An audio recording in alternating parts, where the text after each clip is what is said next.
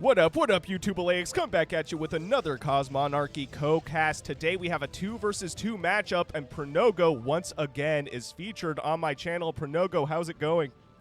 It's going pretty damn well, Elleix. I gotta say, you know, we're back with Cosmonarchy, back with the Co-Casts, and I know you've been playing the campaigns recently, so your game knowledge is going to be sharpened up. But I also want to just point out that it's kind of amusing to me. We got 2v2 in this cast, so we got 2 casters. It makes sense, right? That's just the math.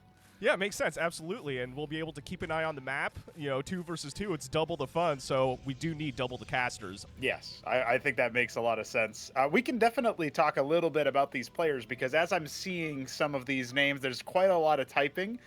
We have a South team that is made up entirely of Peruvians. That's Pincer, who is the sort of cyan, or I guess this is probably like Alice Blue. I'll just quickly check. Yeah, it's Alice Blue Terran in the bottom right. And he is a relatively new player, joined us after your video, so big shout out there. He's going to be duoing up with one of, I suppose, his friend, but this is actually a guy who's been playing even in our tournaments like a year ago, so he's kind of on again, off again. He returns, Pingo Clader. I'm not quite sure what color this is. I'm going to say salmon. Oh, but it was coral. I guess that's close enough. Very close, yeah. So that's it there, and so I'm interested in what how their synergy is going to be. They're both Terran players, so we'll see how they end up duking it out, because they are against a Protoss in the Mo-Man, who is actually the Shambler, I believe. He's been featured in a number of casts and definitely been one of our longest standing players. And of course, don't bother trying to pronounce that name. That's Grass Eater. Just call him Grass Eater. He is in the top right as our Zerg player as well. So there you go. Cool, very nice. I'll be sure to call him Grass Eater. And it sounds like we already have some action on Grass Eater's side of the map as well with this Vulture here. Yep, big ups there. He's trying to lay the lobotomy mine. P-Sense seeing what kind of scouting he can get. Went for that mech opener, so he gets a little bit more map control with it, but not as able to just go for a frontal attack. Meanwhile, 3 Zealot move out. That's going to be the move for Shambler. Yeah, and Shambler doesn't seem scared of this Vulture at all, and you know, ultimately chasing it out of his house, but this Vulture is going to be chilling on the enemy side of the map. I'm curious to see how these Zealots are going to handle the Terran stuff. We have a lot of Marines, or I guess Mavericks, on the ramp here. That's right. Yeah. Oh, yeah. Well, that's one of the cool things, is that Pingo Clader actually started off fighting against the Shambler in one of our tournaments and held like a ridiculous like 6-pool kind of thing, like instantaneous cheese. And he held it and almost came back in a game. Like, it was pretty legit for a guy who was fairly new at the time. So I don't think his early game is going to be in question whatsoever. But as he asks where the Protoss is, he's going to charge up the left side of the map. And we also have Vultures moving in on grass, so it looks like a 2-pronged attack. Yeah, this is a very early attack, I feel like. I mean, you know, I don't know the meta in Cosmonarchy, but this seems to be a little bit of a cheesy play coming out from our team to the south. Yeah, as long as they fall back to a position where P-Sense can throw his mines down, he can definitely cover as those Zealots are kind of pinched off to the side. And this kind of leaves Pingo Clader off to just deal with a whole group of Zealots. It's a monocomp for Shambler, but you can see how committal they really are when they stack up together. Oh, yeah, I've been relying heavily on the Zealots in the campaign, so I understand their power. And looks like the Zerg here to support as well. A lot of Zealots moving into this Terran army, though. Yeah, that was a pretty good stim from Pingo. He definitely could have done that a little bit earlier, maybe got a little bit more value done. But yeah, the combined arms there definitely routing this attack from our Terran team. Yeah, and ultimately pushing the South team out from the north, and it appears that all is quiet. Well, I say that now, but there's Vultures forcing the burrow. Vultures. Yeah. They are going after it. I wonder if he's going to get deep enough to scout the ski back. So this is a tier 1.5 Zerg structure that allows the Hydralisks to morph into a much more dangerous strain. It's almost like a pseudo-artillery strain. We're going to have to see that come into play here for grass. But first he needs to get his workers out of the grass and back into the mining fields. He's taking a little bit long to do that. So big damage there from P-Sense. Oh, yeah, absolutely. Really slowing down the economy for our Zerg player. Meanwhile, a lot of Zealots running to the south side of the map once again. This is a lot of Terran stuff, though. We'll see. We'll see if Protoss decides to engage this. We also have a Protoss, what is this? An Elleixstarcraft? I totally butchered that. Elleixstarcraft. All good. What is this unit? So this is a support unit. It's kind of, you can think of it, it's funny because when the StarCraft 2 players first play, they think, oh, it's an adept, I build that. It's not quite an adept, it doesn't have a shade or anything, it's not a harassment unit. Instead, any unit that is targeted by the Ecclesiast benefits from it basically bleeds out shields that other Protoss units get. So it's a really good synergy with melee. It also really works against melee comps because anything that attacks into the Ecclesiast is going to heal the Ecclesiast's shields a little bit on behalf of their passive. That's a really cool ability. That's really unique. I've never heard of anything like that in StarCraft, really. We got a lot of that in Cosmonarchy. There's a bit of a sneak wraparound here, though, and this is definitely not expected from Pingo. He did not have any scouting on the side, so now the biggest weakness of the Protoss army is nullified as they charge directly in to what might be a front line for a battlefield. The Mason's now pulling away. Cyclops do friendly splash to everything, so this is a big risk that Pingo is taking by attacking, but instead it's just going to be after that Ministry for Shambler. And the Ministry still grounded, not forced to lift off. We also have Vultures on the Protoss side of the map as well, so action on both sides. And the Zealots running away, deciding that they did all the damage they needed to do, but running into more Terran stuff. It looks like these Zealots may be overextending. Yeah, that looks like it. There's a little bit of friendly damage dealt from P-Sense's own Cyclops, but he's got Goliaths out as well, and their Gatling guns are just non-stop damage. A little bit less powerful than what they were in the very first time you and I casted. They did get a little bit of a tune down, you know, balance council and all that. It's just me, by the way. I am the balance council. But we do have a good number of the still like the eco here definitely favoring our top team, especially after that raid. I mean, P-Sense is not doing too hot on the worker count compared to the other players, but Pingo just got absolutely shellacked. He lost so many of them. Oh, yeah. I mean, that was a lot of workers that went down. Now, looking at the supply on the top right, is the worker supply the right side number? Is that correct? It's on the left. It's the on right the side is left. the military. Yep. Gotcha, So the military count here. That's where Pingo is kind of pulling his weight. He's tied with the most military. That number went down for Grass because he just started mutating those Bactylisks, that artillery strain I was talking about. This is a rare moment where the Terran team might be able to surge ahead with an attack timing before the Bactylisks are ready. Oh, yeah. This is a decent choke point for our top team, though. I feel like a lot of the Terran units going down, but these Goliaths are still looking really scary. I think Terran might come out ahead, but I could be wrong. Well, Pingo's army has been wiped, so this becomes a lot easier for just one player to be pieced apart by two. And despite the armor on the Goliaths, with this cliff advantage from the Bactylisks, they are bouncing their attacks over and over again, getting those extra shots. So when the Bactylisk's projectile travels a certain amount of range, it gains an additional bounce. It's not an intrinsic bounce. If you get on top of them in melee, they can't bounce. They don't deal nearly as much damage. But if you're trying to engage them at max range, or when you stand on a cliff, you get extra range shooting down, that's going to be a real big sort of a gut punch for our Terrans to deal with. So now they've been reset, and they have to rebuild before the next attack comes. Yeah, and once again, it's all quiet. Great hold from our top team. Now, the Bactylisk, does this morph from the Hydralisk? Is that correct? That's right. Okay. Yep. So nice. I think you've seen that in the campaign missions already. They do end up bouncing out. But, Protoss can deal with it a little bit easier than Terran can. Terran kind of struggle even if they add Clerics to the mix of the medic equivalent, because obviously the bounces are going to make everything damaged. And now the Cleric is running around like a headless chicken just trying to heal everybody. Oh, and I like this SimCity from our Protoss player, kind of creating a bit of a wall right here. That's the Shambler special. He loves doing that. He's also adding an Ardent Authority, so he's going to probably go a Cantors here. It's going to be the Reaver equivalent, and it's just a straight-up, ground and pound kind of army to deal with the mass bio that he's sort of read the Terrans as being able to make. But we have a bit of a transition out from there. Pingo's actually adding more production, but is a little bit idle. And Tier 2 is coming for our Zerg player, so definitely a bit of a transition point. We might have a little bit more time to catch our breath after all that action earlier. A little bit more time than maybe we thought. There's a bit of a mobile army from the Protoss, but other than that, not really much to comment on just yet. Yeah, not yet. And for those new viewers out there, the Tier 2 that you're talking about for the Zerg player, that is from the Zerg iRoll Iris. That's correct, right? Mm-hmm. Okay. Yep, that is right. Yeah, it's not like you mutate your hatchery equivalent into a layer equivalent or anything like that. It's a separate dedicated structure. And it's probably one of my favorite looking structures as well. I've already made 2 thumbnails featuring it. It's so photogenic, you know.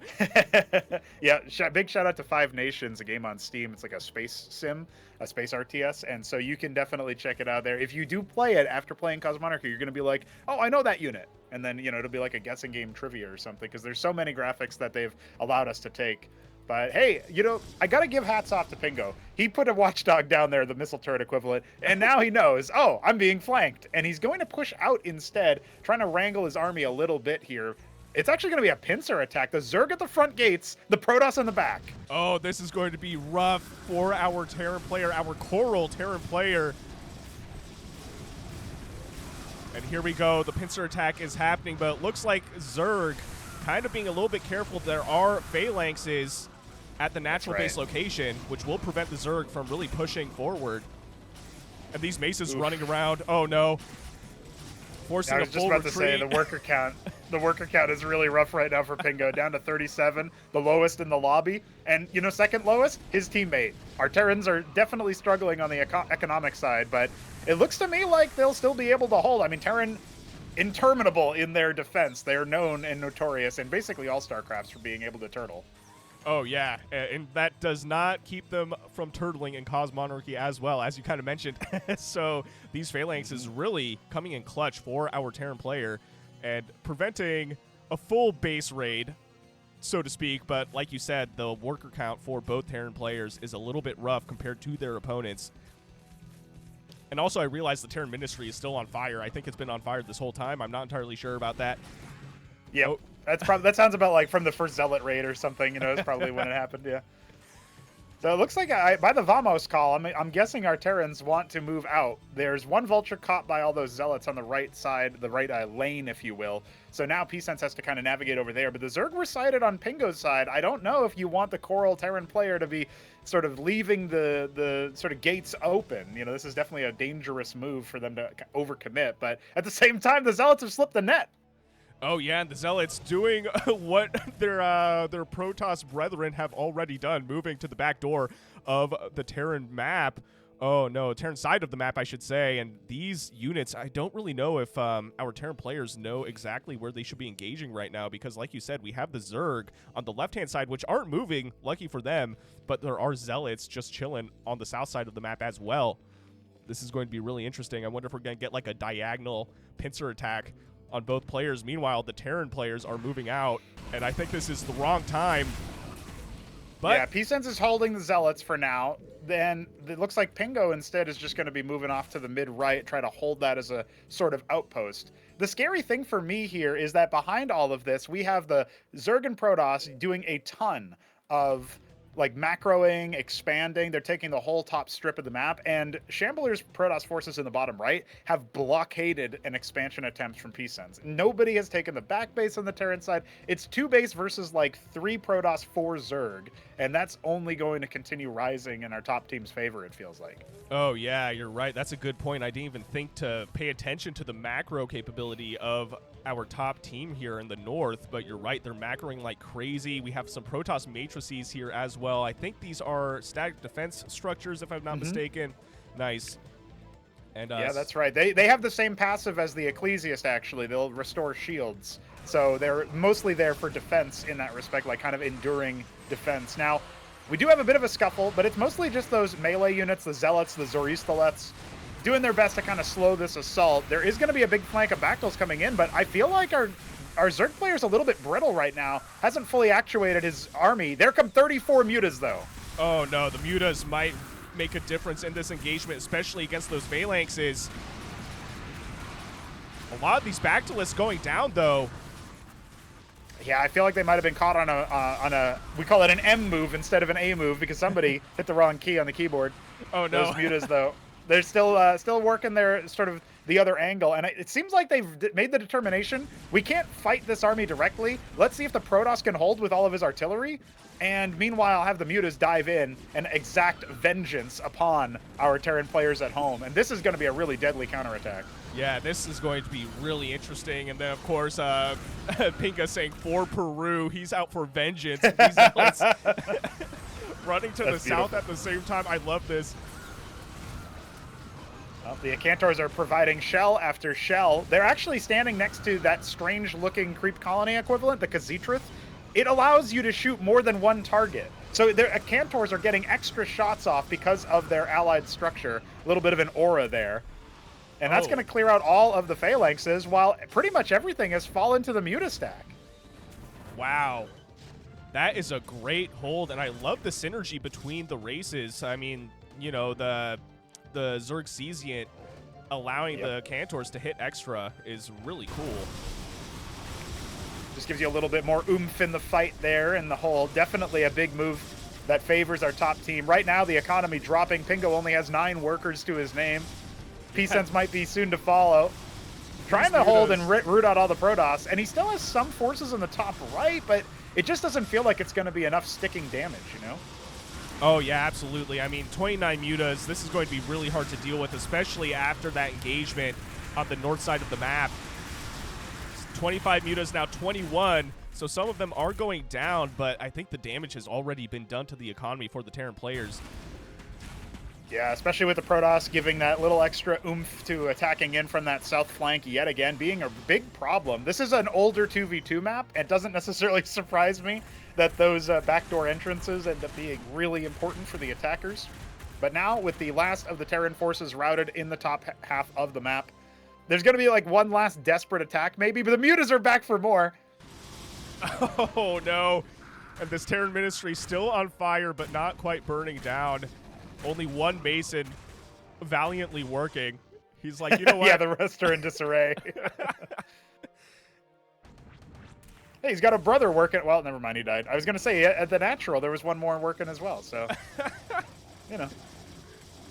So Zealots in the natural base, Mutas in the main base. Now they're kind of just chilling, but we have an attempt attack with these phalanxes, but I think they will ultimately go down to the Zoroastrian. Is that how you pronounce it? Yeah, Zoroastrian. It's a big move there. There's so many of them. They're very beefy and pretty expensive on minerals. But the main point of them is that when they attack something, they speed up allies moving towards that target. So they're kind of like you throw them in the enemy's face and then it speeds everything up, including the Protoss ally in that sense. But that's where GG is called, my friend. And that looks like it was pretty good domination there. I mean, Shambler is favored in this kind of situation. He's the most experienced player, but it was a cool back and forth. I liked it. That was a great back and forth and a great victory for our team to the north. What a sick game, man. That was awesome. I'm glad you suggested the 2v2. And for those of you who are not familiar, Pronogo has a channel of his own. I'll link it in the description below as well as in a pinned comment. Pronogo, do you have any final words before we log off? Well, I appreciate all the coverage you've been doing for Cosmonarchy, getting people aware that there are campaign missions for people to play. I also want to point out that some of these players are new or newer. We got loads of new people joining. If you're intimidated by the scope of Cosmonarchy and you're like, whoa, this is a lot of stuff to learn, you got a lot of people who might be in silver, gold level, maybe even lower, maybe some higher, that are joining in Cosmonarchy right now that you could join and learn alongside. Just saying. We have a Discord server that's pretty active, popping off ever since elleix's videos. So thanks again, elleix, for featuring me, for featuring the project, and welcome to everybody who's new, who wants to get in on this kind of crazy action. Absolutely, no problem, and thank you for all the work put into this mod. It's really bolstered the channel, as I said off screen earlier before we started this cast. And if you guys enjoyed what you saw, please consider shooting me a like and subscribe. Go check out Pronogo's channel as well, and we'll see you on the next one.